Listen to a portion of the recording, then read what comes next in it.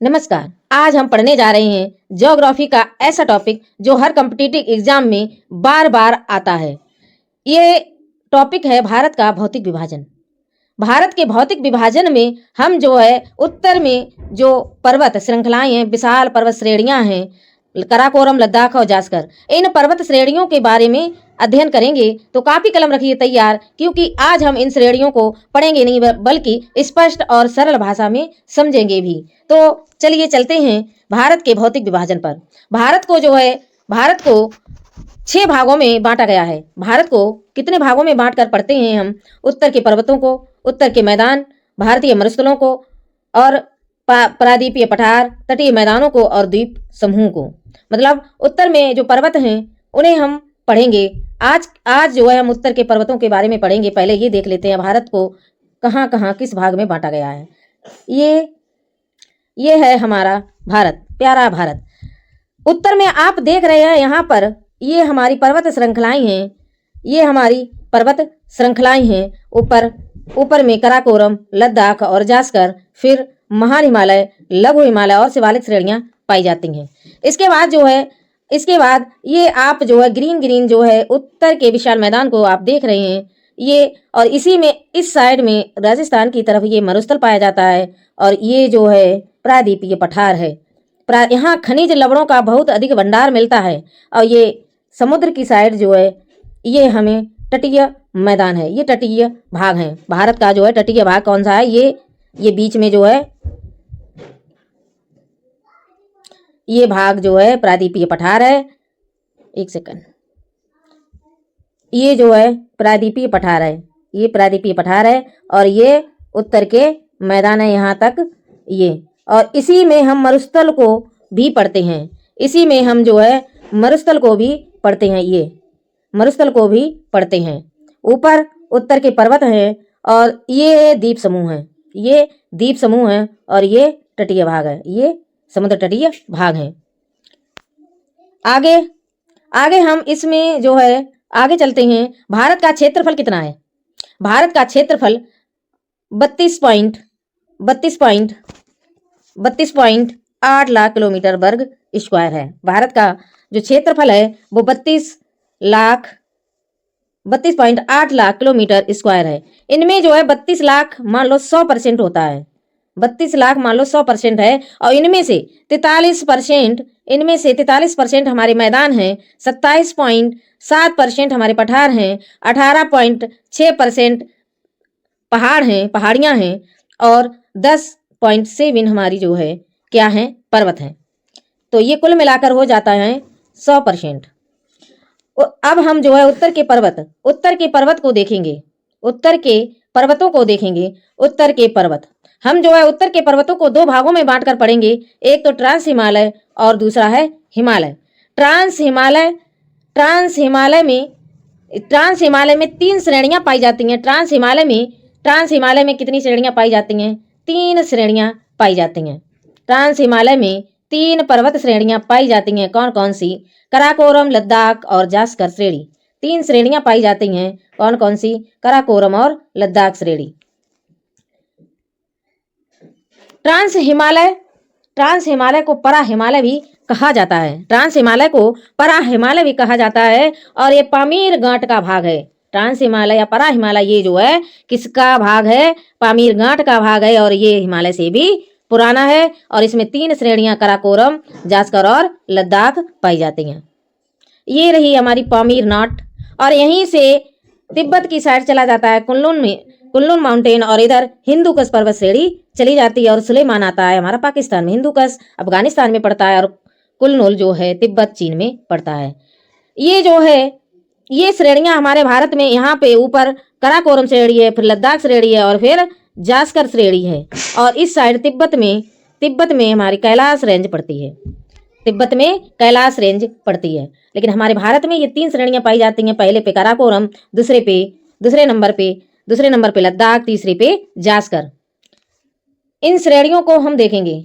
ये हमारी क्या है? ये हमारी है कराकोरम और ये क्या है? ये है उसके नीचे पाई जाती है लद्दाख श्रेणी और इसके बाद जो है कौन सी श्रेणी पाई जाती है? जास्कर। और ये कैलाश श्रेणी जो पाई जाती है वो तिब्बत और चाइना में पाई जाती है। ये पामीर नाट है और वहीं से कुन्नुल श्रेणी निकलती है और इधर हिंदू का श्रेणी चली जाती है और ये सुलेमान श्रेणी जो है पाकिस्तान में पड़ती है। उसी के नीचे जाते हैं हम बृहद हिमालय को पढ़ते हैं, बृहद हिमालय को पढ़ते हैं और इसके बाद आता है लघु हिमालय और फिर आता है शिवालिक हिमालय, शिवालिक श्रेणियां। ठीक है, तो हम इन श्रेणियों को देखेंगे।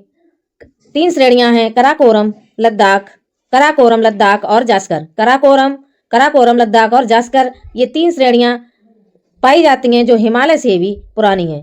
पहले नंबर पर चलते हैं कराकोरम श्रेणी के बारे में। कराकोरम जो है भारत के सबसे उत्तरी में स्थित है। कराकोरम श्रेणी जो है भारत के सबसे उत्तरी पर्वत है। इसे एशिया की रीढ़ भी कहा जाता है। इसका पुराना नाम क्या है? कृष्णगिरी पर्वत है। इसका पुराना नाम क्या है? इसका पुराना नाम कृष्णगिरी पर्वत है। यह भारत का, यहाँ जो है भारत का सबसे ऊंचा युद्ध स्थल भी पाया जाता है। यहाँ भारत का सबसे ऊंचा युद्ध स्थल भी पाया जाता है। यहाँ कई ग्लेशियर हैं, यहाँ कई ग्लेशियर पाए जाते हैं या हिमनद पाए जाते हैं। बाल्टोरो, बियाफो और सियाचिन ग्लेशियर भी यहीं पर पाया जाता है। सियाचिन ग्लेशियर जो है, सियाचिन ग्लेशियर नुब्रा घाटी में स्थित है। सियाचिन ग्लेशियर जो है नुब्रा घाटी में स्थित है और यह विश्व का सबसे ऊंचा युद्ध स्थल है। ये जो है विश्व का सबसे ऊंचा युद्ध स्थल है और इसे जो है सियाचिन ग्लेशियर को भारत ने 1984 में पाकिस्तान से युद्ध करके इसे वापस लिया था। इसे जो है वापस लिया था। भारत ने पाकिस्तान से 13 अप्रैल 1984 को ऑपरेशन मेघदूत चलाकर इसे वापस ले लिया था। किसे? सियाचिन ग्लेशियर को। सियाचिन ग्लेशियर को ऑपरेशन मेघदूत चलाकर भारत ने पाकिस्तान से 1984 में वापस ले लिया। कराकोरम पर्वत श्रेणी में ही एक पर्वत सबसे ऊंचा पर्वत है, उसका नाम है केटू गाडविन ऑस्टिन, जो विश्व का दूसरा सबसे ऊंचा पर्वत है। विश्व का दूसरा सबसे ऊंचा पर्वत कौन सा है? केटू पर्वत है। केटू गाडविन ऑस्टिन पर्वत है जो पीओके में पड़ता है, जो पीओके में पड़ता है, पाकिस्तान अधिकृत कश्मीर में ये पर्वत पाया जाता है। इसकी ऊंचाई 8611 मीटर है। इसकी ऊंचाई 8611 मीटर है और सबसे ऊंचा पर्वत, विश्व का पहला सबसे ऊंचा पर्वत कौन सा है? वो है माउंट एवरेस्ट और दूसरा है केटू पर्वत गाडविन ऑस्टिन जो कराकोरम रेंज में स्थित है। केटू भारत की सबसे ऊंची चोटी है। केटू जो है भारत की सबसे ऊंची चोटी है। आगे चलते हैं लद्दाख श्रेणी पर। दूसरे नंबर पर आती है लद्दाख श्रेणी। पहले कराकोरम श्रेणी आती है, इसके बाद लद्दाख आती है, फिर जास्कर श्रेणी आती है। यह कराकोरम और जास्कर के बीच में है। पहले कराकोरम, फिर जास्कर, लद्दाख और फिर जास्कर। तो ये हमारी है कौन सी? लद्दाख श्रेणी। कराकोरम और जास्कर के बीच में लद्दाख श्रेणी पाई जाती है। लद्दाख और जास्कर के बीच में ही लद्दाख यानी ऊपर कराकोरम, इसके बाद लद्दाख, जास्कर और लद्दाख और जास्कर के बीच में ही ये सिंधु नदी बहती है। सिंधु नदी लद्दाख और जास्कर के बीच में ही बहती हुई जाती है। सिंधु नदी के दाएं तट पर ही लेह शहर स्थित है। सिंधु नदी के दाएं तट पर कौन सा शहर है? लेह शहर स्थित है। यानी सिंधु नदी के किनारे लेह शहर स्थित है जो लद्दाख की राजधानी है। लद्दाख भारत का सबसे ठंडा रेगिस्तान कहा जाता है। लद्दाख को ही भारत का सबसे ठंडा रेगिस्तान कहा जाता है, कोल्ड डेजर्ट बोला जाता है। यह भारत का सबसे ऊंचा पठार है। यहाँ जो है भारत का सबसे ऊंचा पठार है। भारत का सबसे ऊंचा पठार कहाँ पाया जाता है? लद्दाख में पाया जाता है। लेह शहर में सबसे कम वर्षा होती है। सबसे कम वर्षा वाला शहर कौन सा है? वो है लेह शहर। इस लद्दाख श्रेणी की सबसे ऊंची चोटी कौन सी है? वो है साल्टोरो कांगरी। कौन सी है? साल्टोरो कांगरी। लेह में सबसे कम वर्षा होती है, सिंधु नदी के तट पर स्थित है। यहाँ लद्दाख में सबसे ऊंचा पठार पाया जाता है और लद्दाख श्रेणी जो है वो पीओके के उत्तरी छोर यानी कश्मीर के गिलगित बलूचिस्तान तक है। लद्दाख श्रेणी पीओके उत्तरी छोर से लेकर जो है कश्मीर के गिलगित बलूचिस्तान तक है और 370 किलोमीटर रेंज तक फैली हुई है। ये जो है 370 किलोमीटर तक फैली हुई श्रेणी है। कौन सी? लद्दाख श्रेणी। आगे हम चलते हैं जास्कर श्रेणी पर। जास्कर श्रेणी।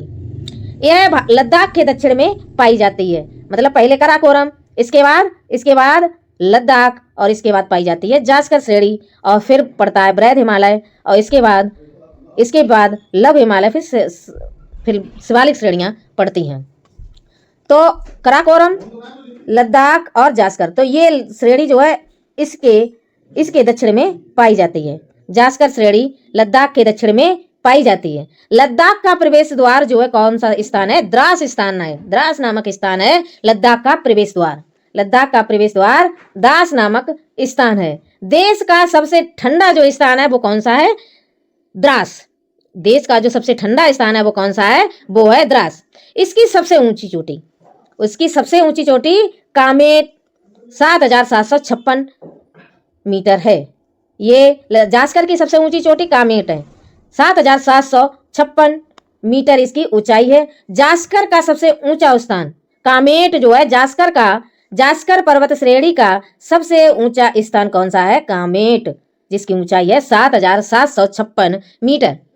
यह उत्तर पश्चिम में, यह जो जास्कर श्रेणी है ना, उत्तर पश्चिम में कारगिल के पास से सुरू नदी है ना, सुरू नदी से लेकर पश्चिम में कारगिल के दक्षिण पूर्व में तिसोकार तक 250 किलोमीटर तक फैली है। ये जो है कारगिल के पास सुरू नदी से लेकर जो है और पश्चिम में कारगिल के दक्षिण पूर्व में तिसोकार तक 250 किलोमीटर तक फैली हुई है, तो आज हमने देखा कि भारत को 6 भौतिक प्रदेशों में बांटा गया है, 6 भौतिक भागों में बांटा गया है। ऊपर उत्तर के पर्वत है, 6 भारत भौतिक प्रदेशों में बांटा गया है।